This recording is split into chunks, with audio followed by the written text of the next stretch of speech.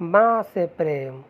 एक गांव में चुन्नू नाम का लड़का रहता था जो अपने माता पिता की दिल से सेवा करता और उनकी हर बात मानता था। चुन्नू मन लगाकर पढ़ाई करता था और हमेशा सबकी मदद को तैयार रहता था। गांव के सभी लोग उसे बहुत प्यार करते थे। चुन्नू के पिता दिन भर फेरी लगाकर सब्जी बेचा करते थे और उसकी माँ घर संभालती थी। उसकी एक छोटी बहन थी जिससे वो बहुत प्यार करता था। पिता की कमाई से घर और पढ़ाई का खर्चा निकल जाता था। स्कूल जाने से पहले चुन्नू सुबह सारी सब्जियां धोकर ठेली पर सजा देता था, जिससे उसके पिता को मदद मिलती थी। एक दिन उसके पिता बारिश में भीग गए और बीमार पड़ गए। फिर एक दिन अचानक उनकी मृत्यु हो गई। इस हादसे से पूरा परिवार हिल गया। घर में सभी पैसे पैसे के लिए मोहताज हो गए। चुन्नू के माँ की तबीयत भी खराब रहने लगी। चुन्नू समझ नहीं पा रहा था कि कैसे वह परिवार की मदद करे। चुन्नू ठेली लगाना तो चाहता था, लेकिन अभी वह महज 10 साल का था। इतनी कम उम्र में वह इस काम को कैसे संभाल पाता। चुन्नू ने अपनी दादी से रामायण महाभारत के साथ साथ दैवीय चमत्कार की कहानियाँ भी सुनी थी। उसके मन में विचार आया कि भगवान तो सभी की मदद करते हैं, उसकी भी ज़रूर करेंगे।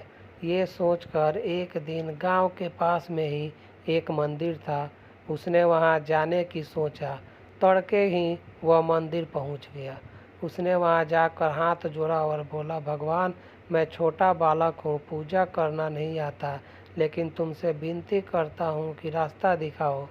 इस तरह चुन्नू स्कूल जाने के क्रम में नियम से रोज़ मंदिर जाता और भगवान से विनती करता। इस तरह करते करते उसे कई महीने गुजर गए। इस दौरान न तो भगवान ने दर्शन दिए और न ही परेशानी दूर हुई। कभी कभी चुन्नू निराश हो जाता कि उसे पूजा करना नहीं आता, इसलिए भगवान दर्शन नहीं दे रहे, वरना वह तो सबकी मदद करते हैं। फिर भी उसने मंदिर जाना और पूजा करना नहीं छोड़ा। आखिरकार एक दिन देवी माँ को उस नन्हे भक्त पर दया आई। एक दिन जब चुन्नू बिस्तर पर गहरी नींद में सोया था, उसे लगा आकाश से एक तेज रोशनी आ रही और पूरा कमरा रोशनी से भर गया। कुछ देर बाद उस रोशनी से हाथ में छड़ी लिए नन्ही परी निकली, जो बिल्कुल वैसी ही थी जैसे उसने किताबों में पढ़ा था। चुन्नू को यकीन हो रहा था। वह भौचक्का से बस उसे देखे ही जा रहा था। तभी परी ने मुस्कुराते हुए कहा, चुन्नू, मैं सच में तुम्हारे सामने खड़ी हूँ। चुन्नू ने तुरंत कहा, तो क्या तुम परी हो? परी ने मुस्कुराते हुए कहा, हाँ। तुम यहाँ कैसे? घबराहट में चुन्नू की आवाज़ नहीं निकल रही थी। परी ने फिर हंसते हुए कहा, चुन्नू, मुझे देवी माँ से भेजा है। देवी माँ? चुन्नू आवेग में चिल्ला उठा।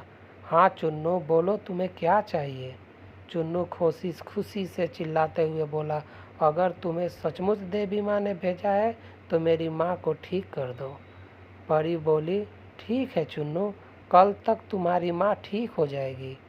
लेकिन मैं तुम्हें वरदान देने आई थी, तुमने अपने लिए कुछ नहीं मांगा।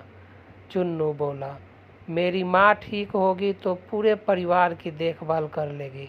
बच्चों पर पहला अधिकार माँ का होता है, इसलिए मैंने माँ के लिए मांगा। परी खुश होकर बोली, चुन्नू, तुम बहुत अच्छे हो, तुम मुझसे एक और वरदान मांग सकते हो। इस पर चुन्नू बोला, परी, मुझे ऐसा वरदान दो कि मैं बड़ा होकर अच्छे रास्ते पर चल सकूं। परी ने खुश होते हुए चुन्नू को एक अंगूठी दी और बोली, इसे पहनकर जो मांगोगे वो मुराद पूरी होगी, लेकिन जिस दिन गलत काम के लिए इस अंगूठी का इस्तेमाल करोगे तो इसकी शक्ति खत्म हो जाएगी। एक बात और, इस अंगूठी का जिक्र किसी से न करना, वरना गायब हो जाएगी। ऐसा कहकर परी वहाँ से चली गई। सुबह उठकर जब चुन्नू ने देखा तो अंगूठी उसकी अंगुली में मौजूद थी। उसने देखा कि माँ पूरी तरह से ठीक हो चुकी है और घर का काम कर रही है।